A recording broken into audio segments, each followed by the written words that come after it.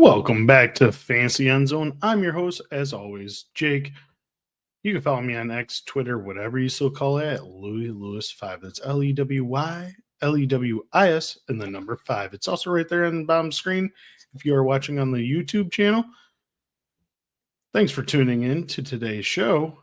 I am recording, it's halftime of the Raiders and Cowboys game. Cowboys have been putting a whooping 24-6 with like 14 seconds left in the first half.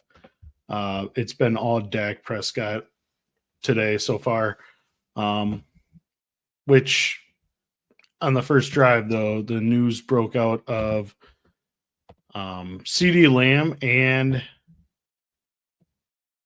George Pickens on the bench on the first drive. So who knows what's to come of that, because that's newsworthy. But so far, obviously, during this recording, I don't really have much detail to go on.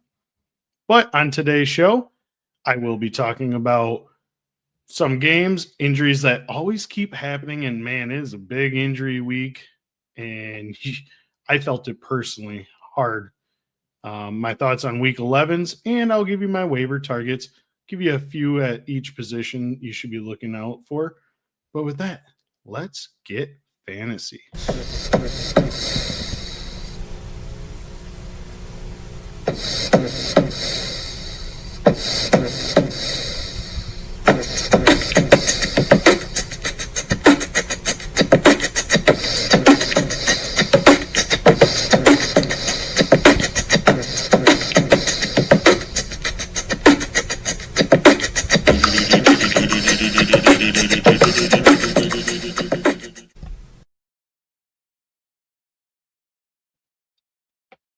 So the biggest news, it can't come at a worst possible time as we are just finishing up week 11 here. Us fantasy gamers, it's just so bad this week. I felt it personally. Last week I had 2 matches I lost by less than 2 points, and I had Garrett Wilson in both of those. Those injuries cost me 2 leagues wins just because of the not getting anything. And then this week hurts again because I have Michael Penix and Drake London, and I also have Josh Jacobs. I did have Kelvin Ridley, but I got rid of him. But let's get into who's hurt now. Atlanta Falcons, Michael Penix Jr. It sounds like it's a season-ending injury. He aggravated his knee that he hurt earlier in the season, and he's already been placed on IR from today, and he will miss the rest of the season. So it looks like Kirk Cousins is getting $40 million to actually start now, finally. So that's good news for Falcons. That's why you pay your backup $40 million. Not really, but anyways, yeah, it's a blow. We've seen in the game. I'll talk about it in a little bit. They didn't really move the ball much after Penix got out. I mean, Penix had roughly, let me just look at it, 175 yards, and Kirk Cousins had 48. Yikes. They did not move the ball once Cousins was in. They threw about the same amount of pass attempts. And then it doesn't help also that Drake London sprained his PCL in his knee and is already ruled out for week 12. And we're waiting to see how long he's going to be out for. This really sucks for Falcons, fantasy gamers, for us, especially if you wanted that connection. You got both of them. Now they're both hurt with the knee injury. And don't forget, the Atlanta Falcons traded their first round draft pick for this upcoming draft. And that was to the LA Rams. I keep on feeling like it's St. Louis Rams, but to the Rams. It's currently number 8 overall. Could we see a possible future quarterback after Matthew Stafford, even though he's putting up MVP type numbers? It'll be to see. Moving on, Green Bay Packers, Josh Jacobs knee left early in the game in the second quarter. He was just getting started. And it doesn't sound like it's a serious knee injury, but he shouldn't be missing time. And if that's the case, Emmanuel Wilson is the guy that you must get. We'll talk about him later on as well. And that's another big blow because Josh Jacobs is a top 10 running back in fantasy football and in real football. But it's just a huge another blow. LA Chargers, Kimani Vidal. First it was Najee Harris, Omarion Hampton. Now Kimani Vidal left the game in the first half with a thigh injury. Sounds like it's just a bruise, hopefully, and did not return. It's unfortunate for him.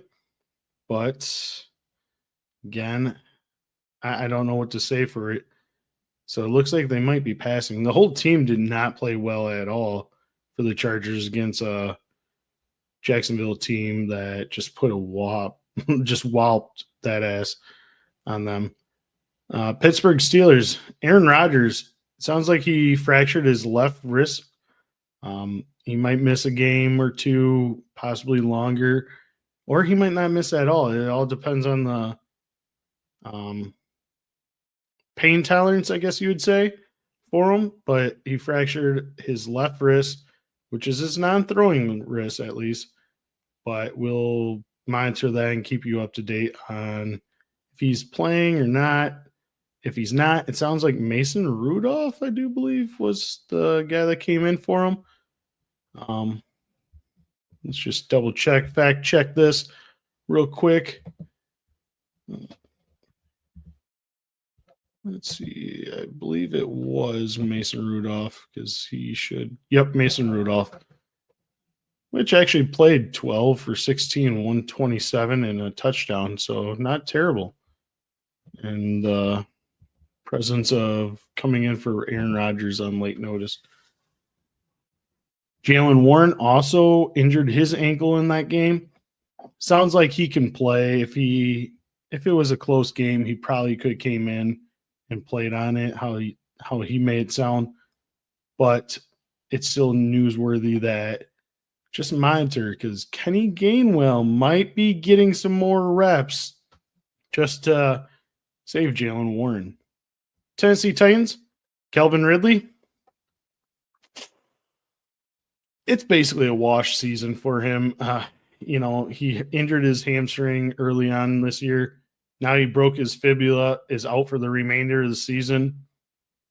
He might not even be back with the Titans next year. They could probably get out of his contract saving some money or having like $10 million in dead cap, I think, compared to like paying him $30 million or 24 or something like that. I don't remember exactly off the top of my head. But I expect him to probably not be a Titan next year. And I think he's going to be 31 next year, 32. Chimere Dike, concussion ruled out in the first half as well.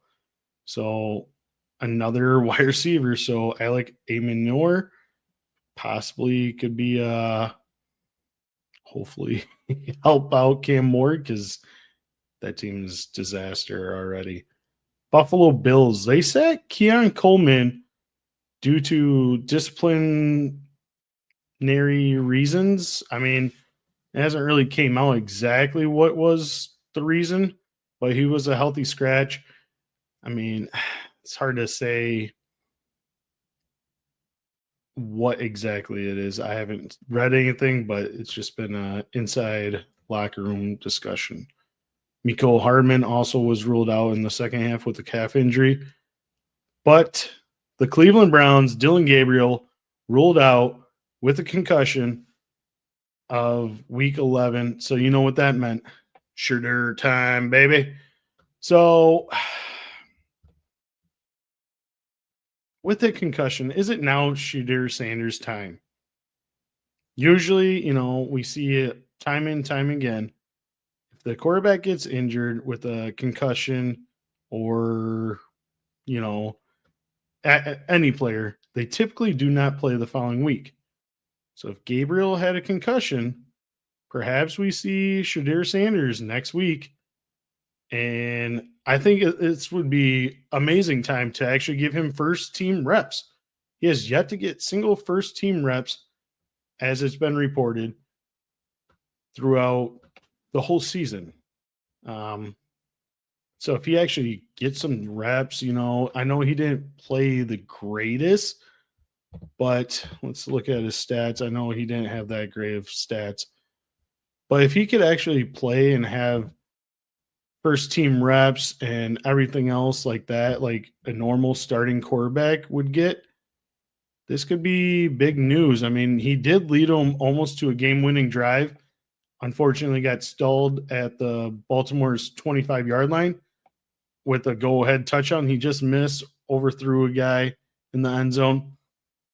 Dillon Gabriel, 7 of 10, 68 yards. Actually, was kind of accurate on that.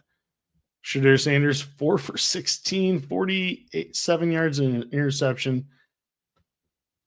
Not that great. Not that great. I mean, it wasn't. But at the same time, he has no chemistry with these wide receivers at all. But if they give him practice time and actually watch him, help him out, I think that he's going to be actually big fantasy relevance for Cedric Tillman and Jerry Jeudy going forward. Because Sanders, even though this game he didn't have the greatest accuracy, but he is a more accurate passer than Dillon Gabriel from college. But it's all about that timing and rhythm. If you've never thrown to Jerry Jeudy, you don't know exactly how his speed is or if he's going to take the cut upright. Is he going to flat it out, go up? It's always a mystery. So they got to be on the same page as well. But I think this is good news for the Browns. I know they want to try so hard not to play him, but play Shedeur Sanders. He's going to give you the best opportunity to win. Now let's jump in some of these games though and talk about them. Carolina Panthers win in overtime against Atlanta Falcons. We already discussed Michael Penix and Drake London out with the knee injuries. Penix season ending. Drake London did have 7 catches, 119 yards before he exited. It's just a huge blow, but maybe leaning on Bijan Robinson coming up. That's the only thing that you could hope for. He had 104 yards rushing, 2 touchdowns. He also contributed in the air, 4 catches, 39 yards. Darnell Mooney could get some work in there and some volume with London out, 3 catches, 34 yards. Kyle Pitts as well, but these are just some guys that you might want to look and see if they're on free agency. But the big news is Bryce Young.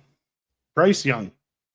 Yes, the guy that was drafted number 1 overall a couple years back. Everyone wrote him off. They probably still are writing him off. 448 yards passing. 3 interceptions. No interceptions. None. Finally, he does it. And I did not expect him to ever go over 400 yards, but congratulations. Round of applause for Bryce Young. Rico Dowell had 45 yards rushing, but Bryce Young, man, I can't believe it. And he passed to Teteroa McMillan, the game we all wanted him to see and do from the get-go. 8 catches, 130 yards, and 2 touchdowns. And remember last year, they did draft a guy in the first round. That's a wide receiver. Xavier Leggett. I mean, talk to him like how he does. I don't know. 4 catches, 83 yards, and a touchdown. Big day for both those receivers. And I think, last year we looked, is this turning point? I don't know. We'll talk about it later as well on Bryce Young. But congratulations to the Panthers. They're 6-3 or 6-5. Next game I want to talk about is the big game that I think everyone is looking forward to. The Bills and the Buccaneers. Baker, I'm kind of a little disappointed in his performance, but he did have a big, I guess he had a mediocre day, I guess you'd say.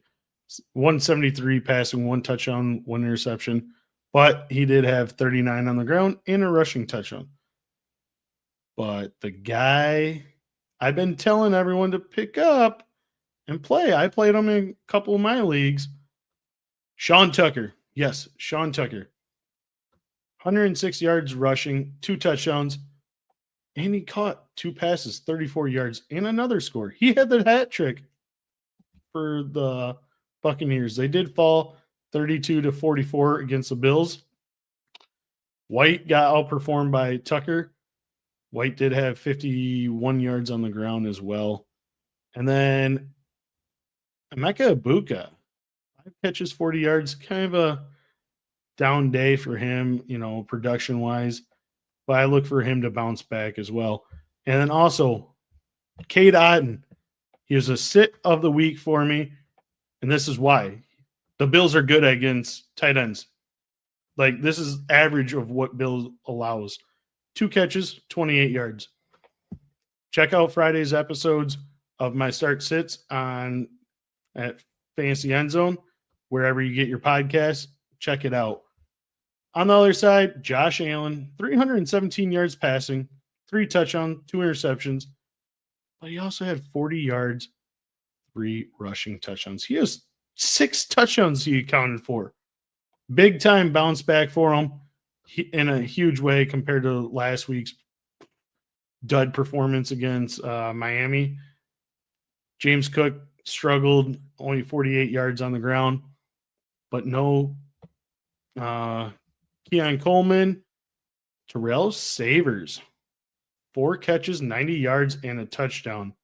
Big day for him through the air.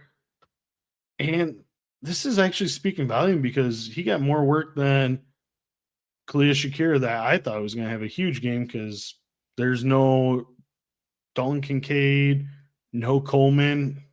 Who's the guy that Allen always trusts? Shakir, but it was not this week. He did not shake his hips. James Cook also had 3 catches, 66 yards, and a touchdown as well. Let's look at another game here. I guess it's my Green Bay Packers. Jordan Love, he looked rough right away in the beginning. He did get banged up and got replaced by Malik Willis for the rest of the drive.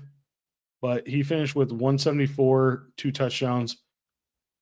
And again, Josh Jacobs had 7 rushes, 40 yards in the first quarter. And then he bangs up his knee. His replacement, though, Emmanuel Wilson, 40 yards and a touchdown. So be on the lookout for him in your fantasy waivers this week. Romeo Doubs is all about the drops. He had 3 or 4 drops himself, but he finished with 4 catches, 53 yards. And Christian Watson, big-time game for him in the touchdown department. 4 catches, 46 yards, 2 touchdowns. That's another guy you might want to look out for. On the other side, Jackson Dart did not play, so we got, Jameis Winston. But he had 201, 1 interception. He did rush for a touchdown with 10 yards. Tyrone Tracy actually performed well. 19 rushes for 88 yards. Surprised that he did that well. I thought he was going to be kind of sluggish against this good Green Bay rush defense. And then Devin Singletary, he's getting more of the goal line snaps that we're wanting. 44 yards on the ground, 2 touchdowns. The wide receiver, the receiving aspect, Isaiah Hodgins came off. That might be a guy to kind of keep track of, just to be honest, because I remember a couple of years ago, he went up for 100 yards multiple times late in the season. He's back with the Giants. First game this year with the Giants. 5 catches, 57 yards. It's just somebody you might want to look out for as well. Tracy did have 4 catches, 51 yards. And Theo Johnson, 3 catches, 36 yards. Let's move on to, let's just cover a couple more and then we'll get out of these games and listen to the Podfather as well. But the 49ers and Cardinals, Jacoby Brissett breaks the NFL record on completions. 47 for 57. That's pretty damn good. 452 yards, 2 touchdowns, 2 interceptions. He had a monster game. But it's also because they didn't really rush for anything. 36 total yards rushing. But Michael Wilson, 185 yards on 15 catches. Huge day with no Marvin Harrison Jr.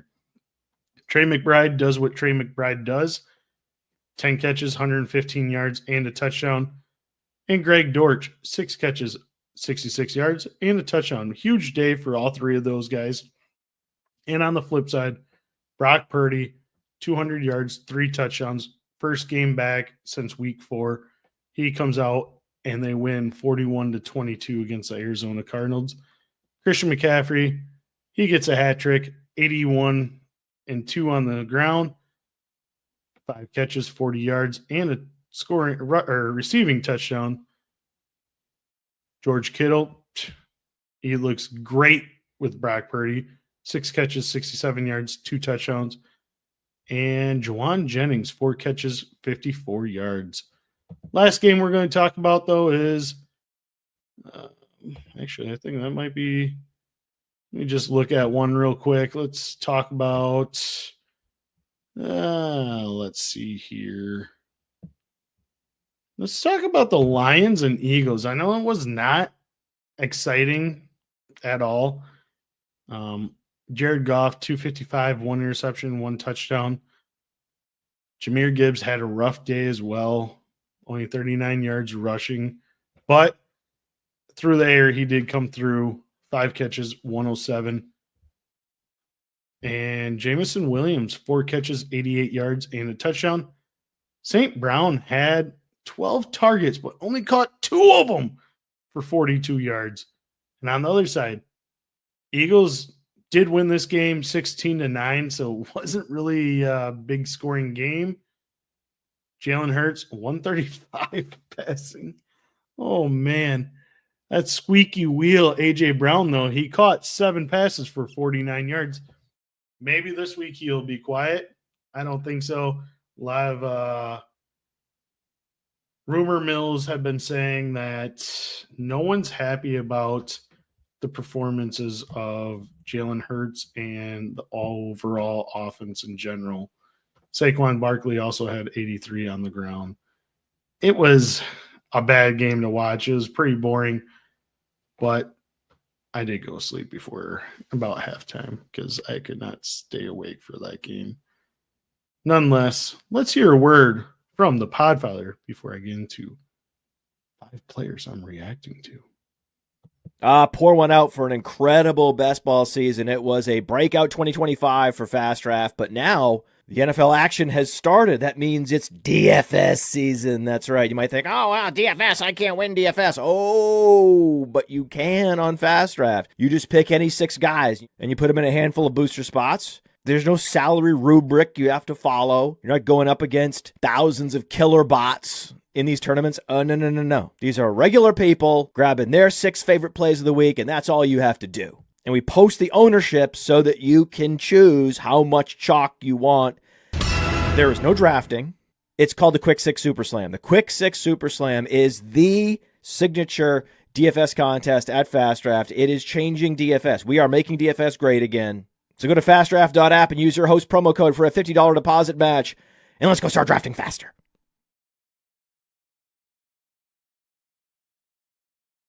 Yeah, go ahead and download Fast Draft. Use promo code Lewis, Lewis, for $1 match up to $50 and compete against me and others from here at Player Profiler. Now I'm going to get into my 5 guys I'm reacting to their performance and what I believe. Number one, it's got to be my guy, Sean Tucker. I've been saying it. This man is awesome given the opportunity. Since he's been in the league, he's outperformed Rachaad White, and Bucky Irving obviously is doing a little bit better. Unfortunately, Bucky Irving is injured. Can't stay healthy. But even though Tucker is currently RB1 going into this Monday night game, he only played on 44% of snaps to White's 60. I just don't get it. I don't understand how you can keep on giving White more reps than Tucker. Also, remember last year, he had that breakout performance in week 6 where he finished as RB1 in that week. He was given the opportunity because I think both White and Irving was not playing. He only played 38% of those snaps. So can you imagine if Tucker played like 60% of snaps? Like, what would his overall production be in the NFL if he's given the opportunity? Like, can you just imagine? He was a stud in college. I'm a huge Sean Tucker fan. Came from Syracuse. Hell, I'm wearing a Syracuse sweatshirt right now as we're speaking. I'm a huge Syracuse fan. It's unfortunate in 2023 he was undrafted because of a heart issue that concerned teams, which makes total sense. And he had to wait till he got full clearance to participate in football activity. Then he signed with the Tampa Bay Buccaneers. And now I think the Buccaneers really like him over White. White should be a free agent after this year. So in Dynasty leagues, I'm getting Tucker if I could, if I'm you or somebody out there. I really like what he could bring, especially Irving is a good player. He's a good player, but he is also fragile. I mean, he's got banged up week 4 and it's going to be week 12. He might not have even played he might not play in week 12. I don't know. But side note, do you know why he wears the number 44? Put in the chat if you know why. And I'll tell you why, actually. It's because he's from Syracuse. Who was a Syracuse great running back? Jim Brown. The late, great Jim Brown. That's why he wears number 44. Let me know in the comments if you actually even knew that. Moving on, because Sean Tucker is a stud. Luther Burden the third. This guy is going to probably be one of my top wide receiver ads this week.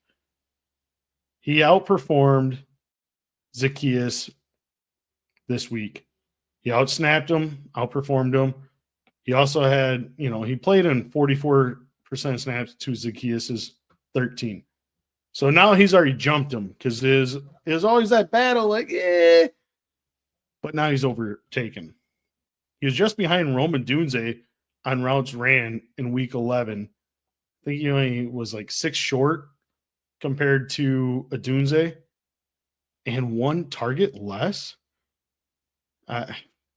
He could be in for a big time once fantasy football playoffs gets here. I won't say he's a league winner right now, but I think picking him up can easily pay dividends down the road because I don't know if they're going to even try to keep DJ Moore.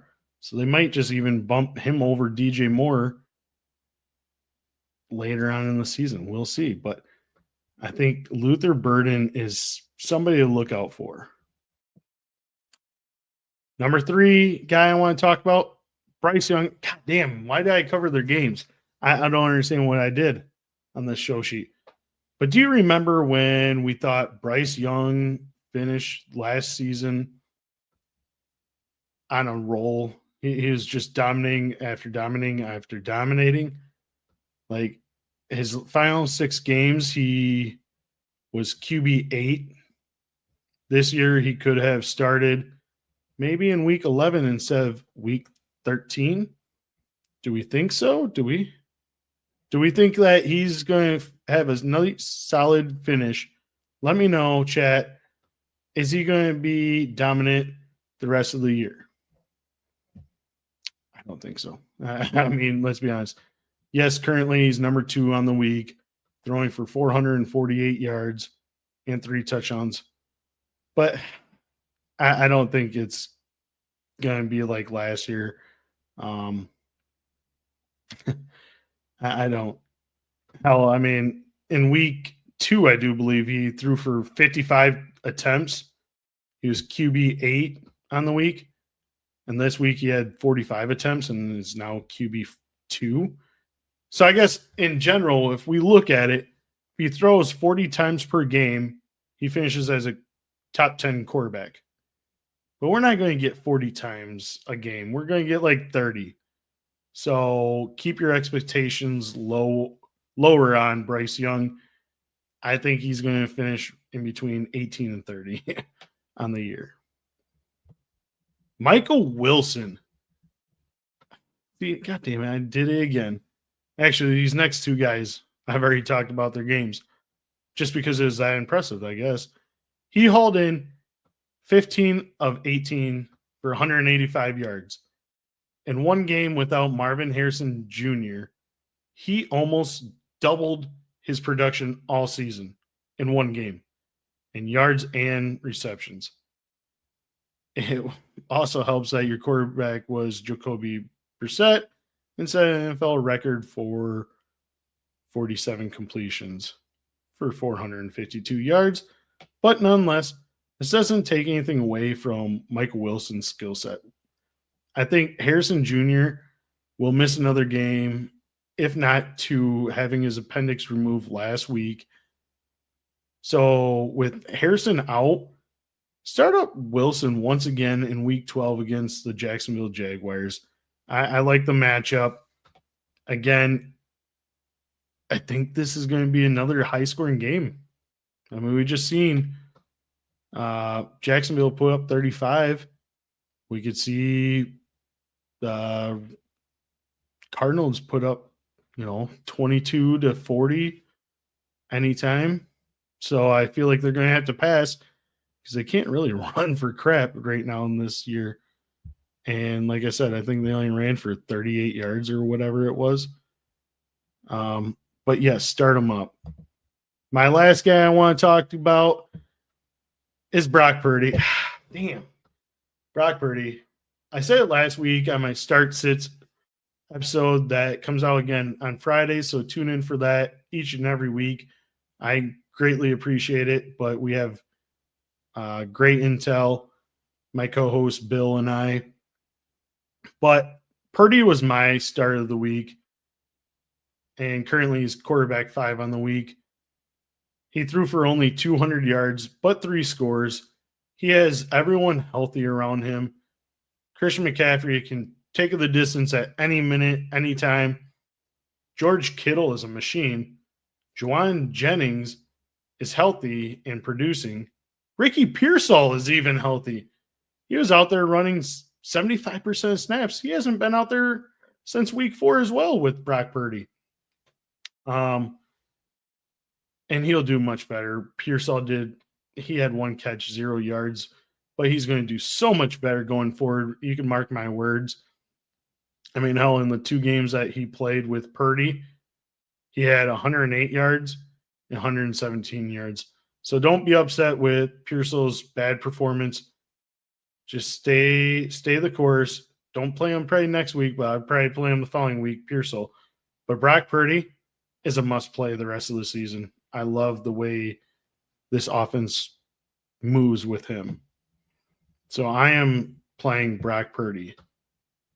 Now let's get into my waiver ads of the week. And I guess why not start at quarterback? I'm only going to give you a couple. We kind of talked about him already. But Brock Purdy, I know last week he was available in 50% of leagues, and I was telling you to pick him up. Hopefully you did. If not, he's available in 38% of leagues, and he should be added once again this week. So go out and get yourself Brock Purdy. My number 2 quarterback, Jacoby Brissett. 78% of leagues he's available. And his starts this year, he had quarterback 7 finish, 12, 10, 10, and currently he's number 3. That is pretty damn good for being available in 78% of leagues. I'm going out and I'm getting myself a Jacoby Brissett, especially if you lost like a Michael Penix or if you have a bye week coming up, just look out and grab yourself Jacoby Brissett. Those were my quarterbacks. There's not so many. It's so hard with quarterbacks because usually you already have 1, if not 2 on your team. But with running backs, Emmanuel Wilson, 87% of leagues he is available. Finished with 40 yards and a touchdown this week.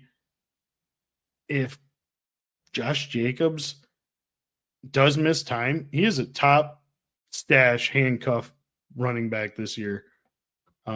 He'll get running back 1 production with a, workload. Running back 1 workload he will get with a top 10 upside finish per week for Emmanuel Wilson. I'm also going to hammer and say Sean Tucker. I really like him. 71% of leagues. I think he just jumped over Rachaad White in the depth chart. I mean, this guy only played 40% of snaps, and he's currently RB2. And we don't even know exactly with Bucky Irving if he's coming back or not. With this kind of production, maybe they're waiting for him to come back later, kind of ramp him up and allow Sean Tucker to take the reins and run with it.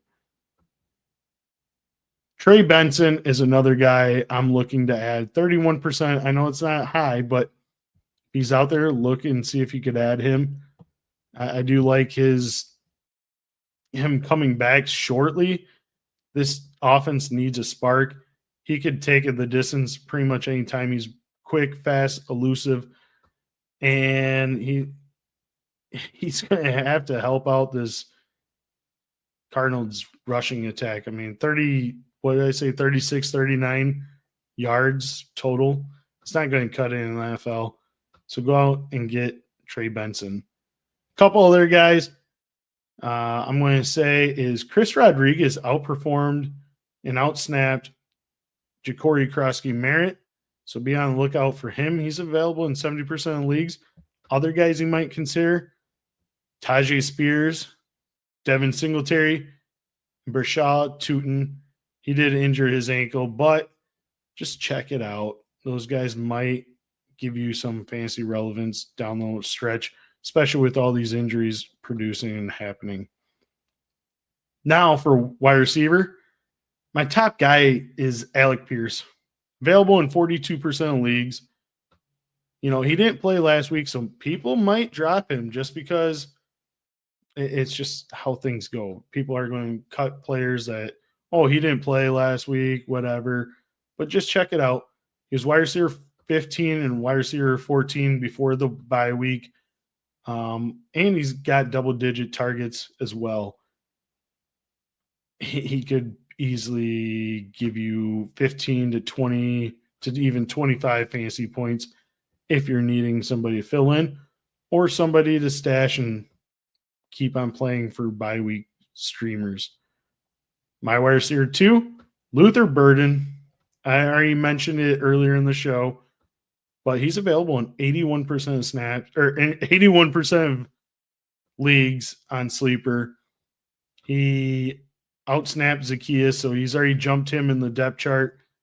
We see rookies all the time, each and every year, second half of the season, become league winners. This could be somebody like that as well. So I'm going out and getting Luther Burden. Actually, another guy before Luther Burden would probably be Michael Wilson, available in 61% of leagues. I just said it. He had 15 catches, 185 yards. Plus, this offense is not running the ball well. So I really like what Michael Wilson's doing. Also, I don't think Marvin Harrison Jr. is going to be back in the next week or two. Usually when you get your appendix taken out, you don't want to run towards getting hit, constantly. So you're probably going to want to take a little bit break and get your body right before you come back. Another guy I'm looking at, Christian Watson, available in 62% of leagues. He's a big home run threat. I just said it. He had 2 touchdowns in his game this past week, week 11. So I'm looking to add him. He is Packers home run deep threat.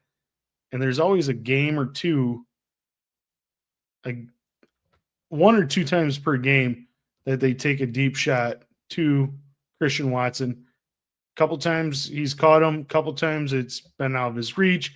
Other times he did drop one this past week. So it could have been a bigger game than what it actually was. So go out and look at Christian Watson. A couple other guys. Jaden Higgins, 79% of leagues. He had fantasy production of 15 points, 10 points the last 2 weeks. He's also seen 7 targets in each of those. So be on the lookout also for Jaden Higgins, another rookie that might be coming in strong as the season ends. Others, I put Jerry Jeudy. I don't know. He's probably my last guy on this. Alec Manor, just because all the injuries, the targets have to go with somebody. But a guy I'd probably put in front of those guys, Mac Hollins, 84%. He's available. Finish as 19 fantasy points and 10 fantasy points the last 2 weeks. And he's been playing about 70% of league or snaps. So check on him. He might be another guy, especially if Kayshon Boutte is not playing. For tight ends, there's not many. Again, it's kind of like the quarterback position. Hard to find a couple guys that are on the waivers still, but this guy is my number one. Dalton Schultz, 45% of leagues. He is available. Quietly, he is tight end 9 on the year. I did not know that. Tight end 9. Last 5 weeks since the bye week, though, tight end 4 finish. 28. Yeah, that sounds about right. 7, 4, and 6. He is producing at a high level, and somebody that you could probably go out and get yourself and start for bye weeks, for the flex play, or even just have him go in and start. Go look for Dalton Schultz. Juwan Johnson, 42% of leagues. He's always on my list. Same thing with Theo Johnson, 52%. Go out, look for Johnson & Johnson to see if they are on your waivers. Go check them out. But yeah, that is week 12 waiver claims I would be putting in. I'd be, my top rated guy this week, Emmanuel Wilson, just because it's harder to find. Emmanuel Wilson or Alec Pierce are probably my top 2. I also really like Michael Wilson, Sean Tucker. So if I had to rank them this week, just probably between running back and wide receiver, it'd be Emmanuel Wilson, Alec Pierce, Michael Wilson, Sean Tucker, and then Luther Burden. I'd probably also throw in Brock Purdy because I'm high on him as well. Dalton Schultz if I don't have a good wire or tight end right now. But that is Fantasy Endzone. Thank you for tuning in. Remember to follow us here at Player Profiler for expert analysis and fantasy tips throughout each and every week. We got new shows coming out every day here on Player Profiler Plus channel. So tune in for that. Thank you for following along. And follow myself on X, Twitter, whatever you call it, at Louis Lewis 5. That's LEWY, LEWIS and the number 5. Also, I'll be back on my show, Fantasy Endzone, on Thursday. That gets released. So tune in for that for the start sits of week 12. Till then, peace out, fantasy gamers. From the Podfather to you, I deeply appreciate you tuning in. And many ask, what can I do? What can I do to help support the hosts, the research they do, the production costs? Go to playerprofiler.com, Dynasty Deluxe, World Famous Draft Kit, Rankings, DFS Dominator, and of course, data analysis. Subscribe to any one of those, and you support all of us and take Player Profiler to the moon.